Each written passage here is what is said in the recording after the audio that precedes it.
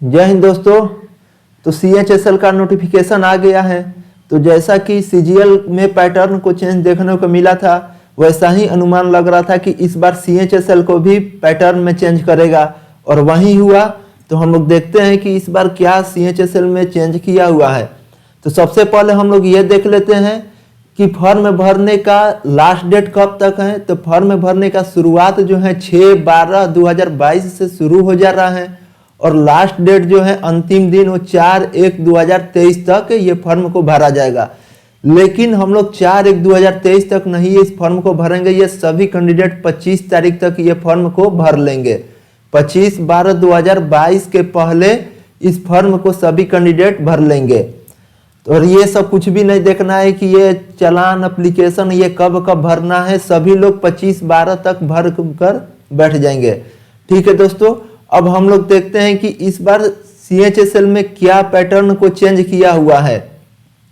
ऐसे तो सभी के लिए ये चेंज किया हुआ है, तो किसी को घबराने की जरूरत नहीं है।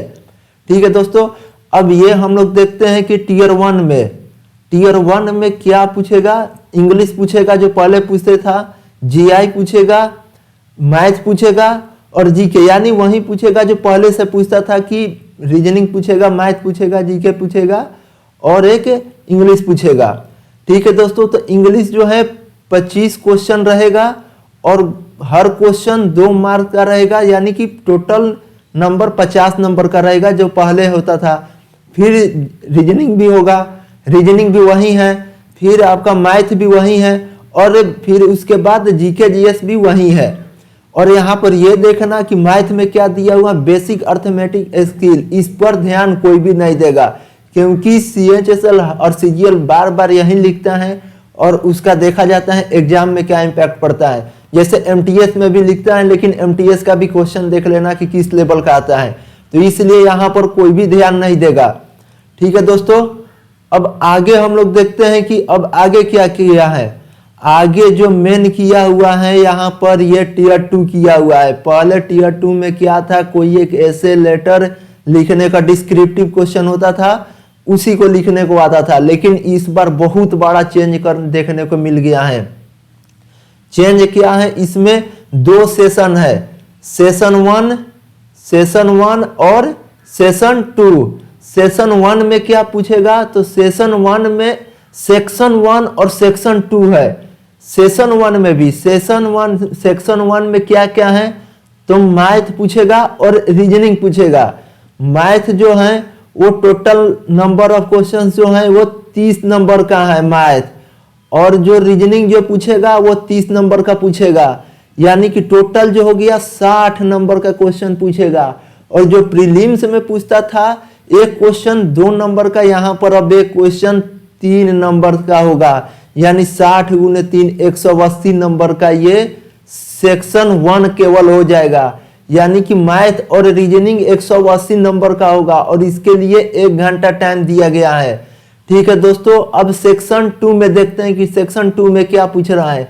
सेक्शन 2 में इंग्लिश लैंग्वेज पूछेगा, अनकम्प्रिहेंशन पूछेगा, और मॉडल 2 में क्या पूछेगा, GA पूछेगा, यानी कि GK GS वहीं से एक बार फिर पूछेगा। और ये जो क्वेश्चन है इंग्लिश का क्वेश्चन 40 का रहेगा और GK GS का रहेगा 20 नंबर का, यानी ये भी 60 नंबर का, ये भी 3 मार्क्स का होगा, यानी 180 नंबर का ये भी होगा।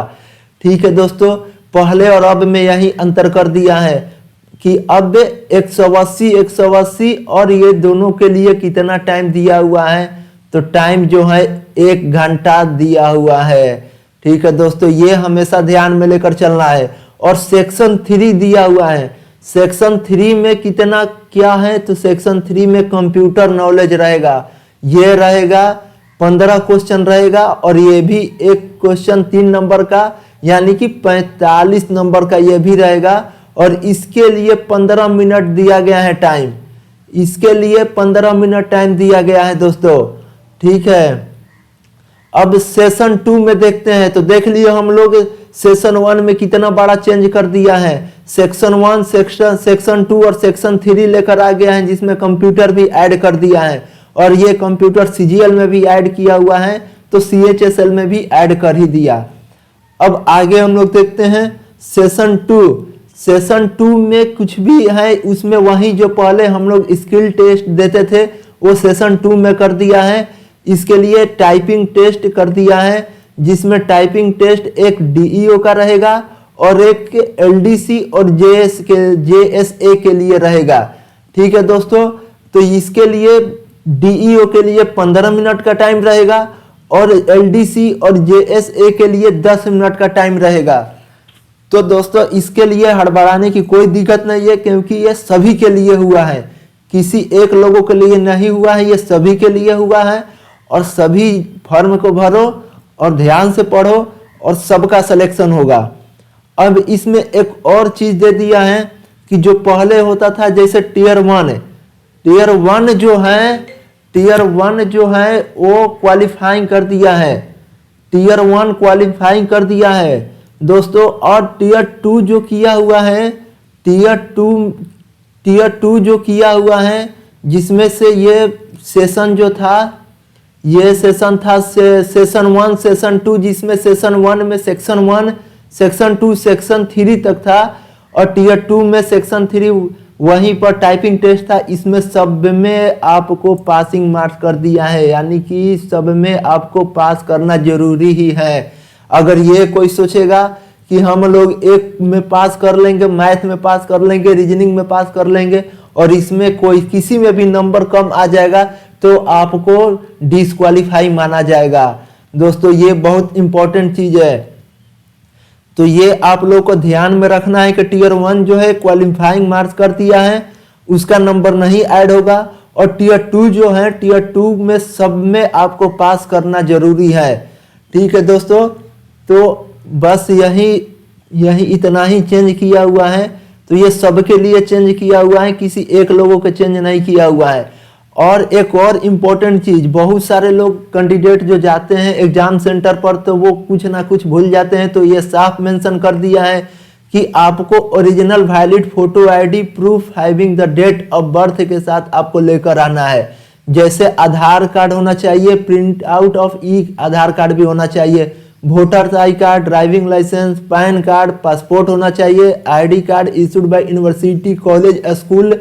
यानी साफ में अगर आपके पास आधार कार्ड हो तो वो लेकर जाओ, पैन कार्ड हो तो वो लेकर जाओ, वोटर आई कार्ड लेकर जाओ। ये हर किसी के पास होता ही है। अगर नहीं है तब जाकर ये सब लेकर जाना।